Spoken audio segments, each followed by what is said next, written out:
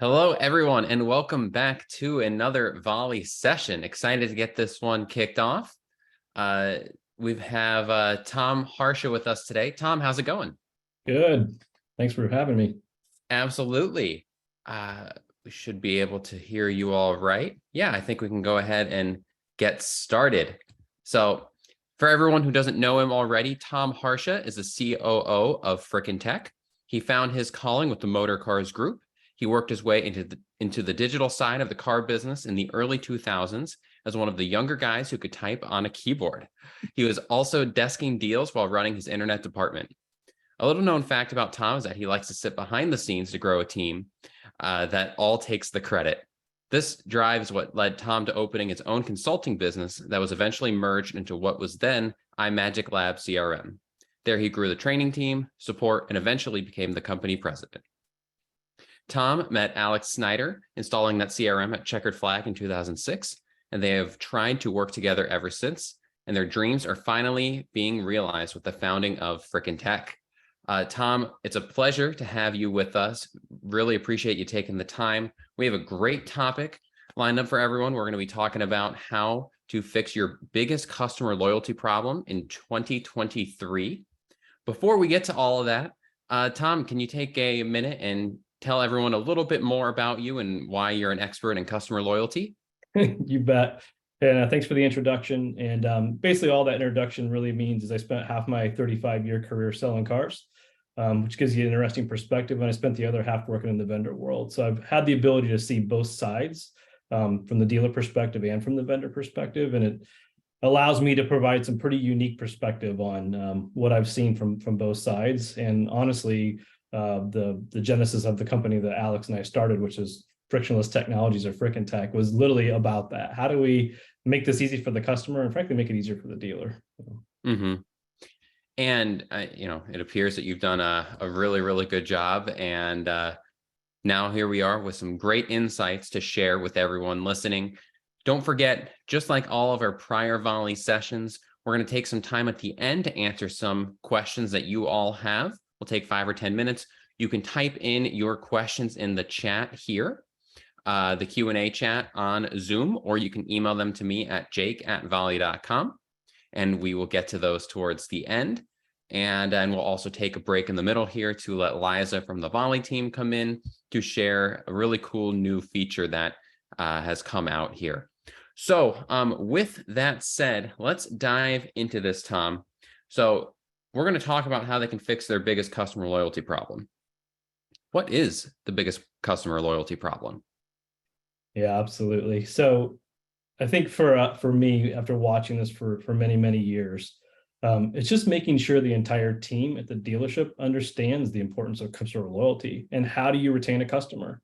I think that simply put, make sure your customer knows that you want to continue the relationship. It's really kind of amazing to me. Spending time in the dealerships and now spending time even on the vendor side is how good of a job or how well do your people know how to express that desire to your customers every single day, every time they touch those customers.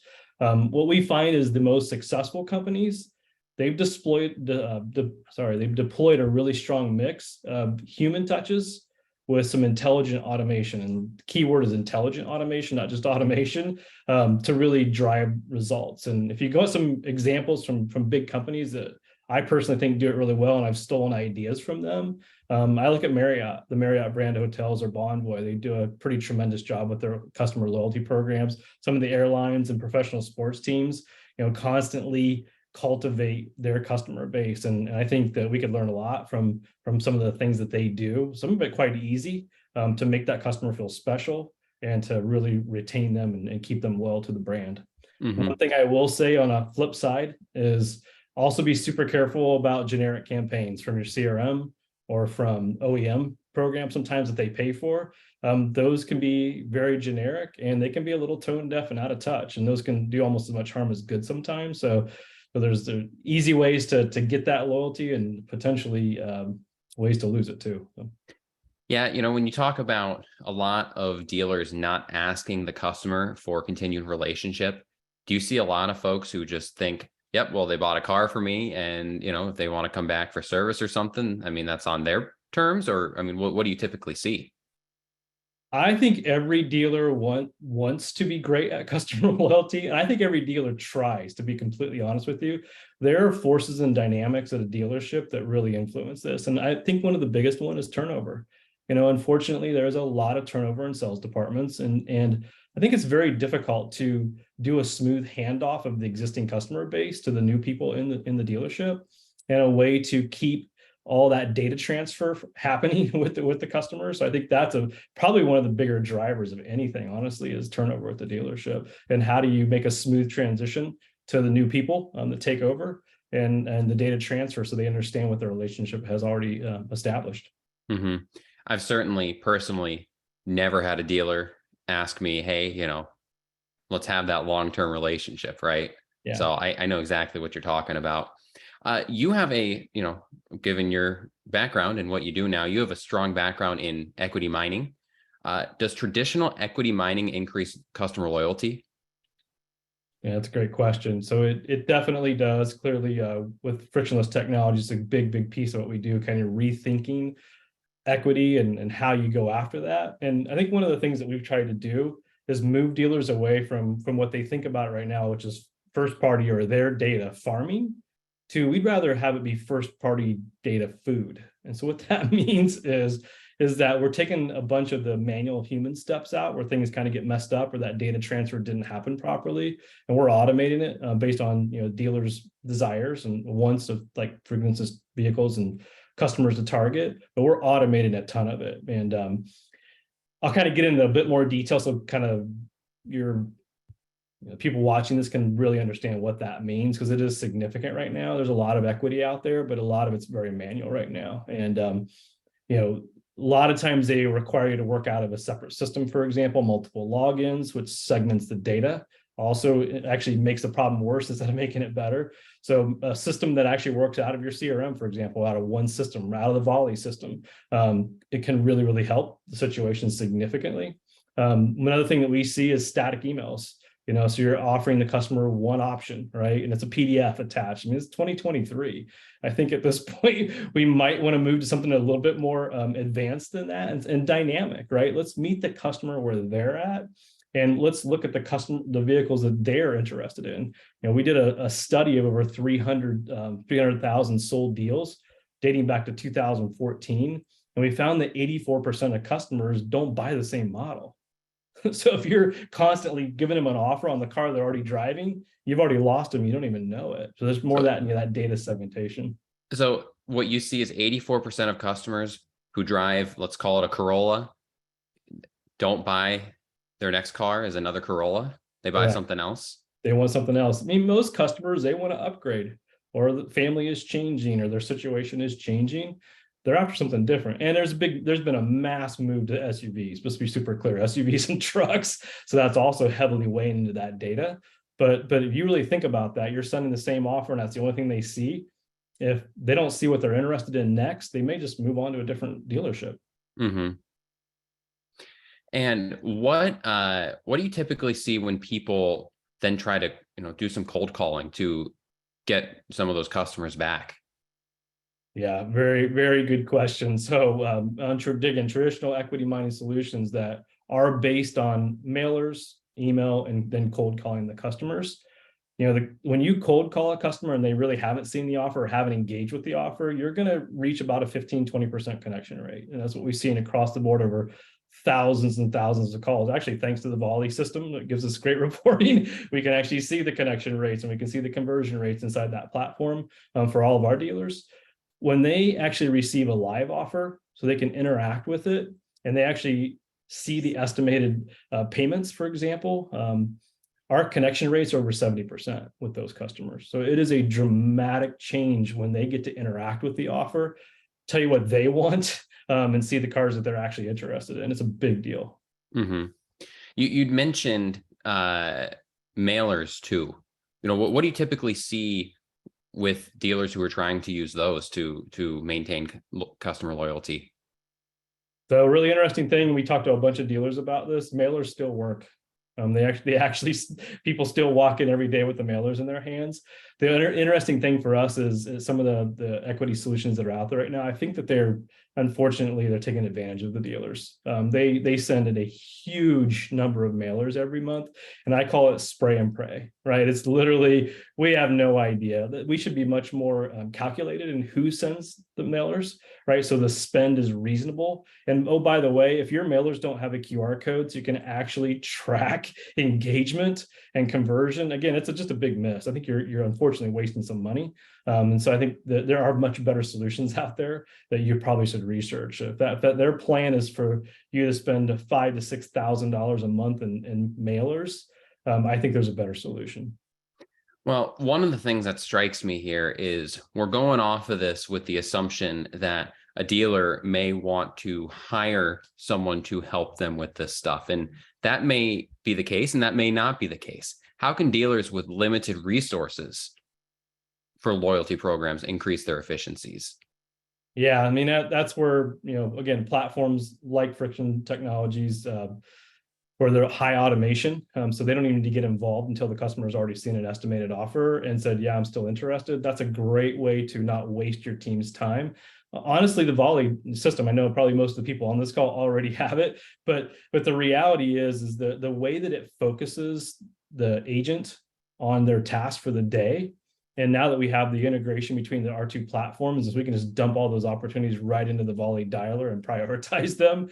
That's a great way to take a small team or maybe a store that doesn't have a lot of resources right now and really make it worth their while, and get a much better ROI off of the products that they already invest in. Mm-hmm.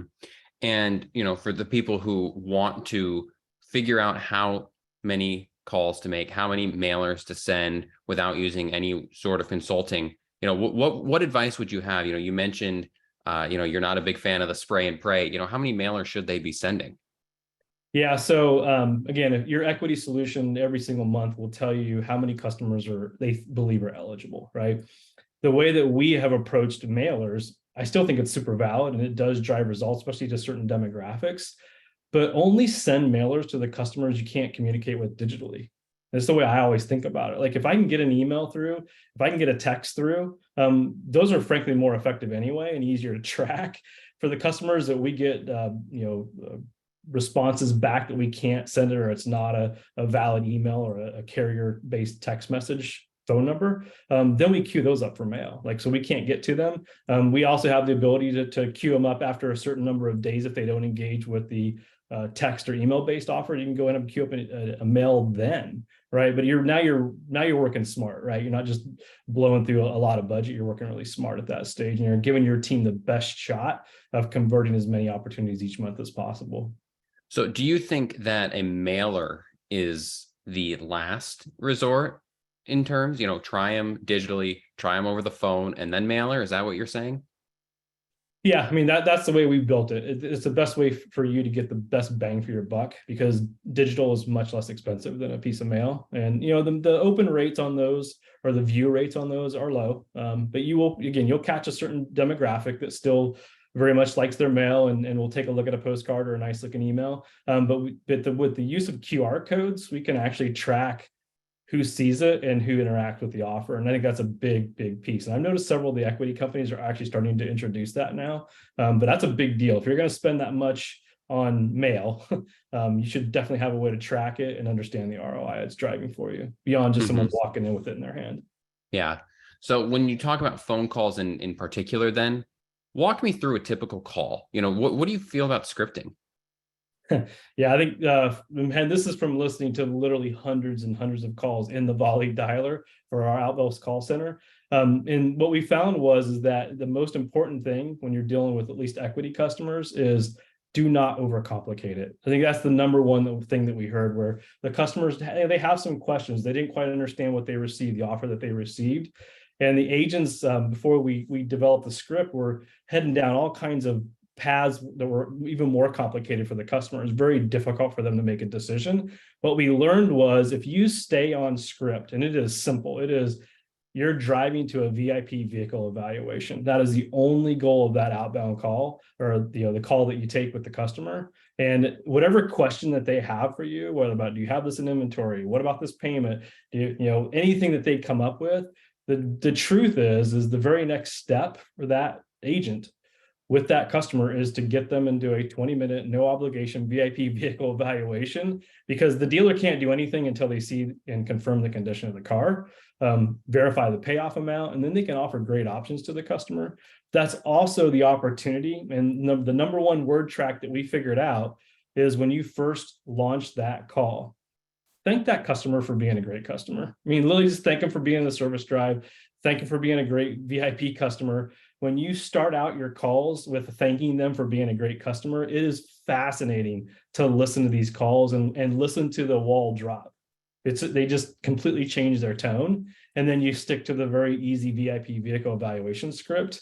And the conversion doubled for us when we did those two things on the calls. It was keep it simple, make it easy for the customer to know what the next step is, and what is the value to them if they take that next step. You do those two things really efficiently, and you're going to have great results with any equity solution, honestly. But ones that are automated through the Volie system, like we're offering, is even better. Keep it to those two things in addition to telling them, wishing them a good day and telling them thank you, right? Yeah. I mean, they are your customer, right? That's the cool thing about equity leads. It's your service customer or it's your previous sold customer. Like they did business with you. They spent money with you. They trusted you. Thank them. You just keep it real, keep it personal, and they go so much better.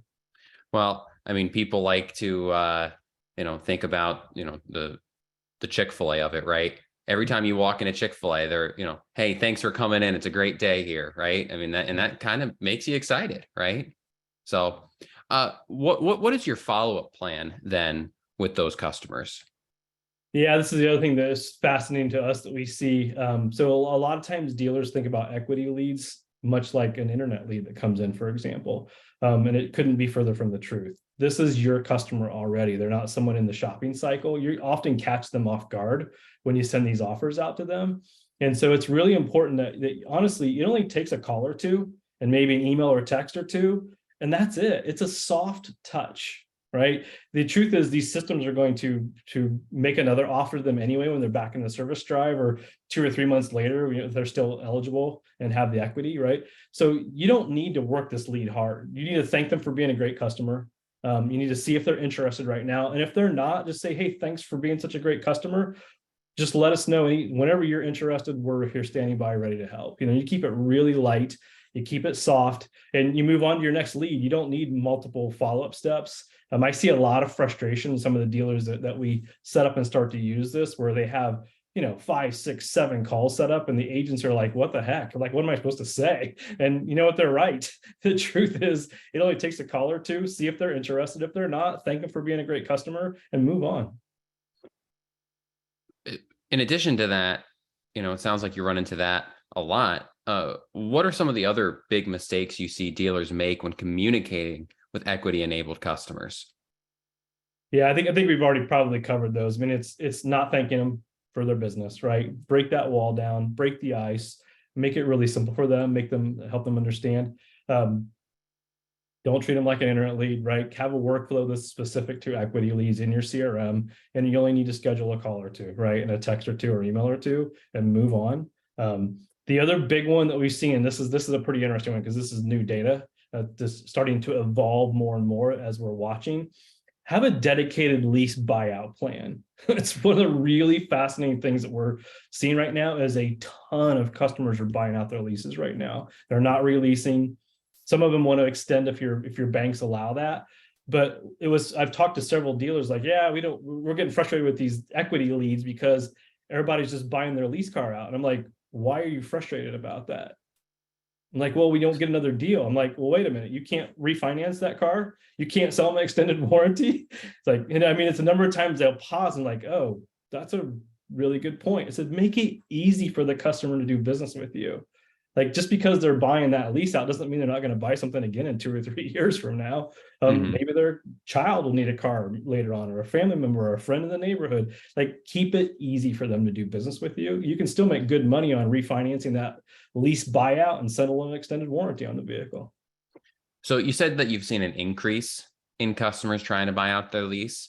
What percentage increase have you seen? If it really depends on the market, and the brand has a huge piece on this also, but I will tell you, we've seen close to a 40% increase just in the last 3 to 4 months on customers buying out their vehicles, their lease vehicles. It's pretty incredible, actually. And I think what happened was during COVID, I think there's some maybe extensions that happened, or they just couldn't get out and look at cars, or there weren't cars available for them, right? And so they didn't get to do the normal shopping cycle. And at some point, if it's running okay, they liked it okay, they're like, you know what, just buy. I'll just buy it out. I won't worry about it anymore for right now.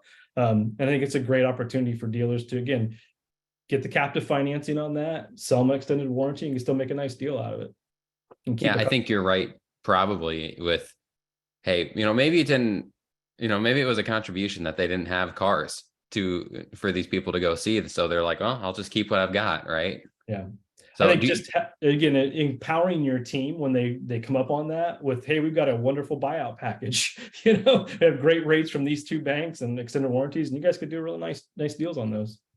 So a lot of those customers who you mentioned, hey, they may not be interested right now. Thank them, be polite, thank them for being a customer, and let me know when you're here.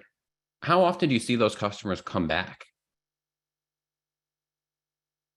It's a little bit hard to give that.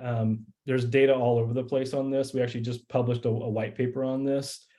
Your goal as a dealership is 35% customer retention, right? That's between sales and service. Mm-hmm. Most of the dealers that we benchmark are somewhere about half, between 15 and 20%. So there's a lot of progress that can be made by some of these little things that we're talking about today, just making it really clear, making sure your entire team knows how to ask for the business, right? I want to maintain this relationship with you. Make it easy for that customer to do business with you when they're ready. And those types of things can really drive that loyalty number up. But your goal is around 35% between sales and service. Most dealers are around 15 to 20%. Mm-hmm. Well, it's no secret that we all see in every industry, every walk of life, that people fail to ask for the business, right? I mean, that's if people can take away one thing from here today, I mean, definitely it's great to have your teams ask, right? Yeah. But okay, we're going to go ahead and get to some interesting data points that you've seen shortly, but we're going to go ahead and take a quick break, bring Liza from Volie on. She has a cool new report that she wants to show everyone, I believe. And then we'll go ahead and dive back in with some awesome data that Tom's brought here for us. Don't forget, everyone, if you have any questions, feel free to put them in the Q&A chat here on Zoom, or send them to me at jake@volie.com, and we will get to those towards the end. But we'll bring Liza in right now, and here she is. Hello. Yeah, so new report that just got released last night. If you aren't, I don't know, like the back of your hand with a reporting page, you may not have even noticed that there was a new one there. So I'm gonna pull up my screen here now. I just took some screenshots to show with you guys. Jake, can you turn on the screen sharing? Liza, one of these times I'm gonna remember, but that time was not today. So you should have it now. Okay, thank you. All right. So, all right, everyone should be able to see my screen. The new report is called Performance Report. If you're looking in your account, you go to Reports. The idea behind this report is across the board, across your entire account reporting. So if you are a centralized group, or if you have several regions within your account, this report is really high level. What's happening, what sorts of activities are being made in the communication center in your account, and then what are the results of those communications. So this screenshot I'm just showing is on this summary tab within the report. You get a high level breakdown of call, email, SMS activities, how many records have been enrolled. It's a breakdown per store. And then the sales and services that have resulted out of those communications. So really cool stuff on this page. We're actually going to be adding some dollar amounts to this as well. So stay tuned. That'll be a quick follower here. If I were to click on the enrolled number here, You can get a more granular breakdown of the individual customers that you've enrolled into your various campaigns, whether or not they've been contacted, how many attempts you've made to contact that customer, and if there have been any appointments set. If you click on the call details, going one step deeper still, you can look at that specific customer record. What are the attempts that have been made? What were those dispositions? And then you get their contact info as well. Next screenshot is from the appointment breakdown on this report. This one to me looks familiar. It looks to me like the agent efficiency report, but rather than breaking this down by reps, you're seeing a breakdown by store. Also similar, we have some of these metrics in the heat report as well. So appointments created versus scheduled, and then daily volumes. Kind of your averages. On enrollment, zoomed out view. So this is enrollments per store. How many contacts have resulted from those enrolled customers, how many appointments you've set, sales and services, and then a completed rate. So this is a good way to glance in, how far are we in getting through all of the records that we're enrolling. And what have been the outcomes of those enrolled customers. And then a prospects tab as well. So kind of similar, you get a view here of total number of prospects, and a lot of times we refer to those as leads, right? That you're pointing at Volie. How many of those prospects you've completed, you've final dispositioned, or you've max attempted those customers, and about how many you're getting per hour. So purpose of this whole report is kind of that high level comparing store by store. Go through this with your reps. We're going to be quickly kind of putting together some training documents that you guys can refer to. But poke around in it, send us over the questions that you have. It's been really cool for us to dig into and compare across accounts to help you with setting some of those benchmarks. So have at it. It's available now. It's the one called Performance Report. Awesome. Thanks, Liza. Looks awesome. I actually got a text from someone who I know is one of the attendees here today. I'm not going to call him out, but I got a text that says, "This report is sick." So Yeah, definitely, if any of you watching, excited to get this new report, like Liza said, ask your Volie rep, and they'll be happy to walk you through or answer any other questions you have. So with that said, Liza, appreciate it as always. And I'm going to go ahead and kick you out here, and we'll get back to it. Okay, I think we're good to go. So, Tom, what do you think? Is that report sick? Very cool report. I've loved this company since its inception, and it's just so fun to see how much you guys have grown over the years and how powerful this platform has become. It makes me very proud. So. Mm-hmm. And we appreciate that. Honestly, it's fun. So now we're going to go ahead and dive into some of the data. You brought when we were talking about putting together this session, you said that you had a lot of really cool data that you wanted to share with everyone, some good trends. So what are some of these interesting trends that you see in the data from your loyalty products, Service IQ and Equity IQ? Yeah, absolutely. Like I said, we did a study recently, 300,000 sold deals dating back to 2014. We just wanted to understand, what the buying patterns were and what some of the interesting data that popped out to us. For us, it was to enhance the product and deliver a better service to the dealers. There's some big ones that popped out for sure. So this one was very interesting. So over 60% of the closed deals, so this either acquired the car out of a service drive or they upgraded, right? They initiated 60% of those deals initiated from the text. So very, very interesting of just how we knew text was powerful, that it's right there in front of the customer's face instead of digging through an inbox.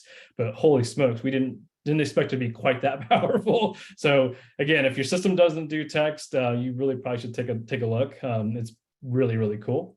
Well, just to add in there, something that I agree conceptually. I want to be surprised. I mean, that's a large amount, but we see that customers respond to text 5 to 1. Yeah. So it's, I mean, it's a lot of people are really gravitating towards wanting that to be their preferred method of communication. So Yeah. it's not, that's, I mean, I believe it. So yeah, it's a really tricky medium too. It took us a long time to get this built and get it approved by the carriers. They are very, very strict about marketing and keeping the dealers compliant. So dual opt-in, wet signature compliance. That stuff was really tricky to get everything through, but it was totally worth it because the amount of delivery, the amount of opt-in, and the conversion is pretty awesome. So it was really worth the effort. One of the other things we saw, and this is probably the one that shocks the most dealers. So it really depends on the dealership size and the brand, but we see a minimum of 50% conquest customers in the service drive to we've seen as high as almost 75% of the repair orders that were conquest customers. In other words, they did not buy that vehicle from the dealership. It is a massive opportunity that can really only be fully realized with a system like ours that does live offers. So the customer gets to interact with the deal. In other words, if the payoff is wrong because we didn't have the bank information, or if the equity amount is off, the customer can literally adjust that live and get real numbers on any car in the dealer's new and used car inventory. It was one of the things that we knew we were going to have a lot of power again with the live deal functionality. Had no idea that the conquest customers in the service drive were that high at dealerships, and we've seen it over and over and over again.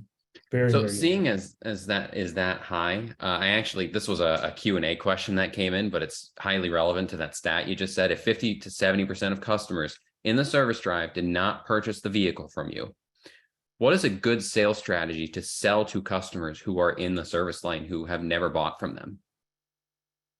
Yeah, it is a product like ours, or a service mining style solution, right? In that you make an offer to a customer, whether that be live in person while they're in the service drive, or that be after the fact. I'm a big fan of doing both, quite honestly. Not everybody wants to talk to you in the service drive. There's a certain personality types that even if they actually are interested in upgrading, they still don't want to talk to you, and they'll say, I'm not interested.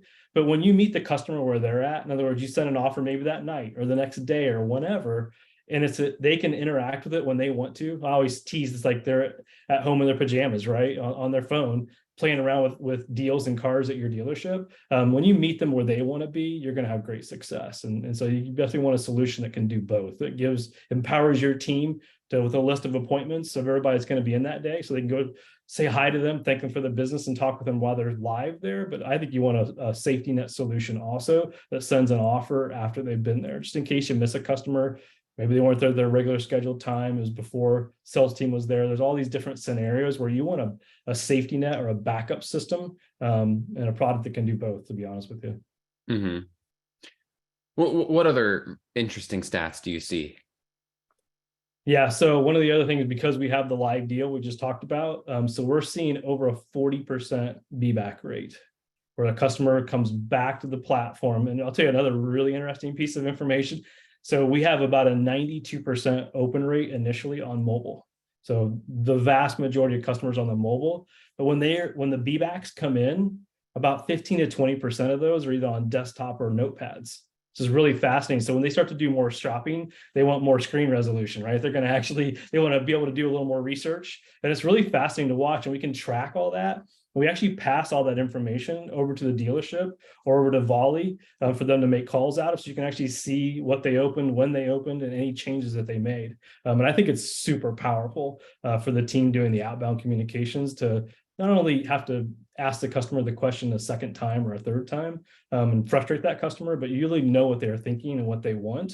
So you can have a really intelligent conversation with them. And that, to me, is how you enforce that customer loyalty, right? It's like, I know who you are. I know what you want. I make it really easier for you to do business with my dealership.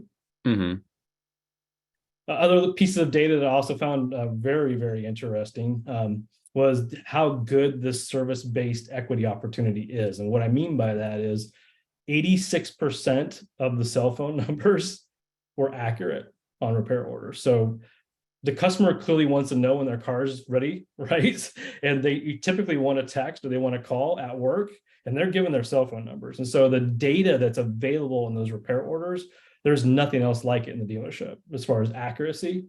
So our connection rates are insanely high on the service equity solution. The contacts that we make, we're seeing from the Volie dialer, looks at, like I said, well over 70% connection rate when they get the offers with those customers, and especially if they make the calls in the first 48 hours after the lead comes in.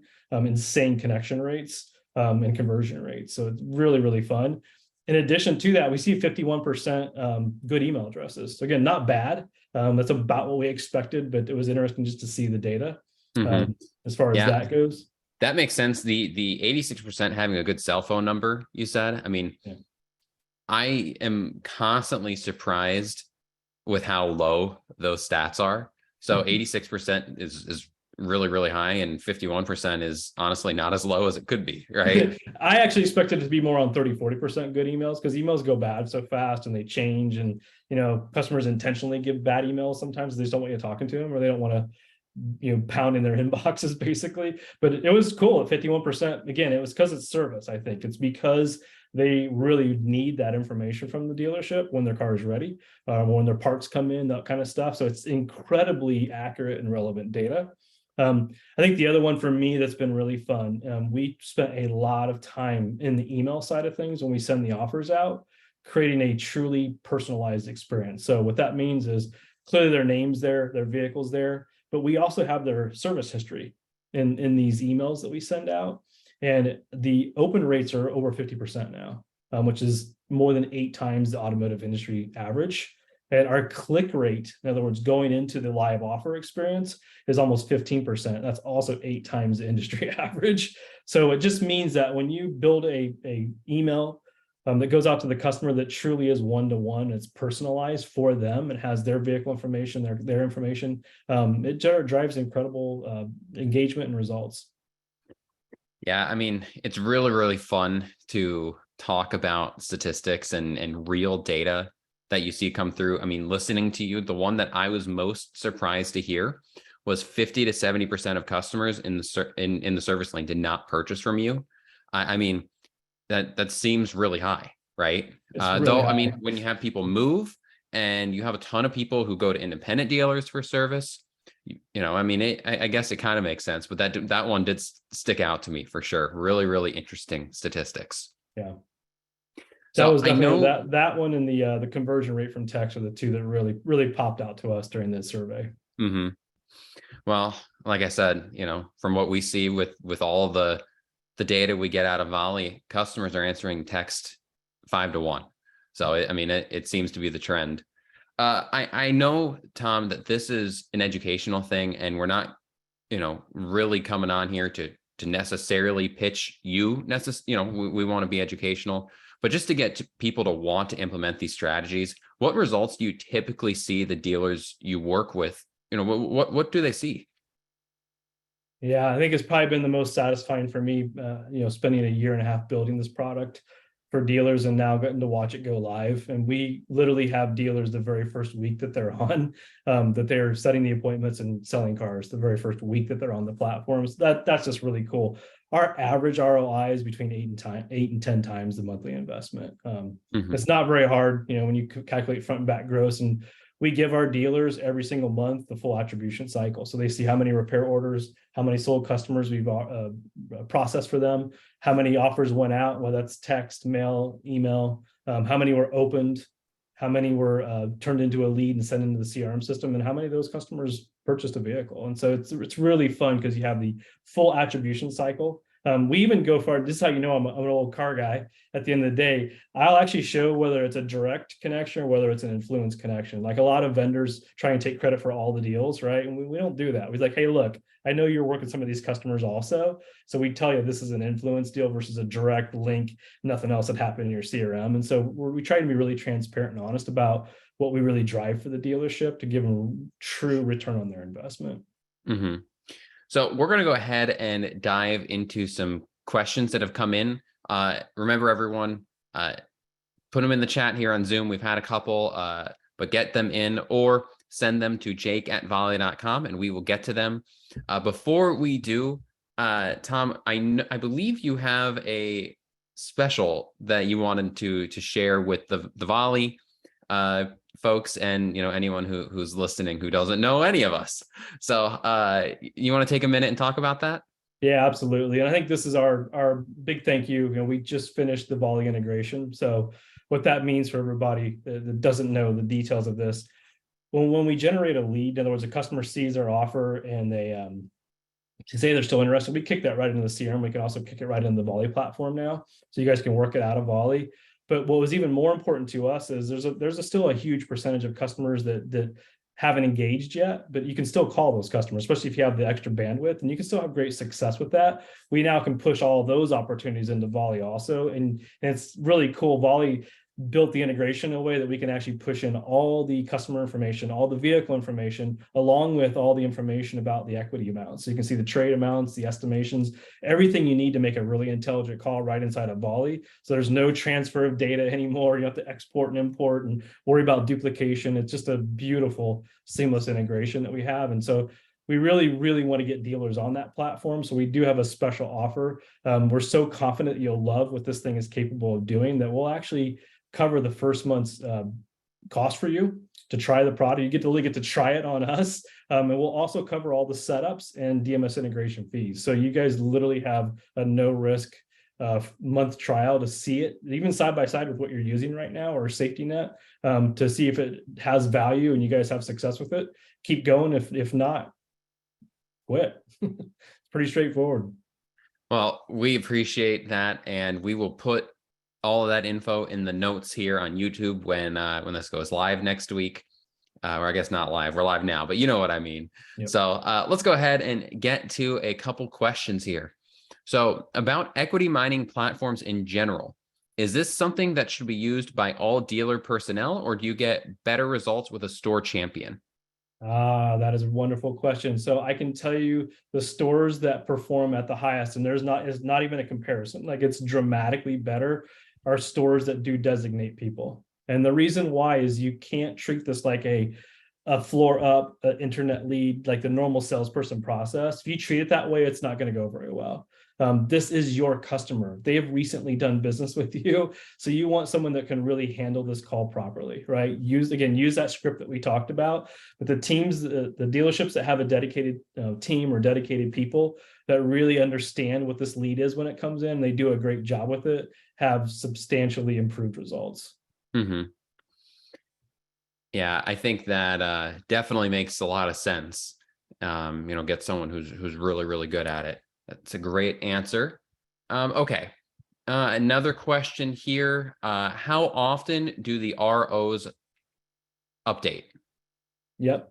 So we update the ROs every 24 hours. We also update the appointments every 24 hours. So we do look back on both, but we update all the data every 24 hours. That way you guys have the latest and greatest for us to crunch that information and give you all the eligible opportunities possible, but every 24 hours. Mm-hmm. Okay. I'll add one other thing while you're looking those. The other thing that we do that's quite different than almost all the other platforms is we built something. The database is built in a way that it's extremely powerful, and we do have the ability to crunch every repair order that we have in the queue every single 24 hours. And what that means in practical terms for everybody on the call is that if you're needing to get some deals for the month, and you decide, you know what, we like these service IQ leads, we want to get a little more aggressive with them. In other words, so let's say a little bit older cars or a little higher miles, or you make any changes to your criteria of what you're looking for eligibility wise, it'll actually reprocess the entire group of repair orders 24 hours later, and it'll queue up additional opportunities for you. And I've not seen another platform that actually is able to crunch the data in the equity space quite like that and quite that fast. So it's a part of the feature of the product that a lot of our dealers really like. Mm-hmm. We have another one. We kind of touched on this a little earlier, but good to get some more clarification. How long, in your opinion, should a lead be worked? This is a really important one, so I'm glad it came back up, because I see agents and salespeople get really frustrated by this.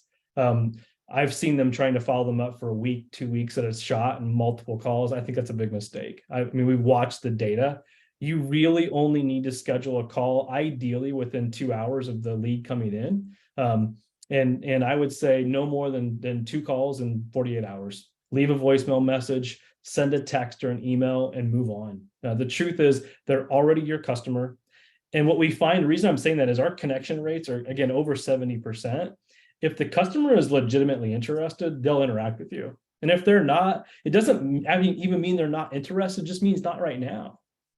So Yeah. let them go. Like, let them, they're your customer, right? Thank them and let them go, and they'll come back when they're ready. If you treat them properly, they'll come back. We have one more question here that's come in, and it was more a command to me and not a question, but we'll take it. Ask him to break down the database. How many opportunities does a typical dealer have? Ask him to break down the database. How many opportunities does the dealer have? I'm really So curious. they're asking, if your database is X many people, how many people are candidates to switch vehicles?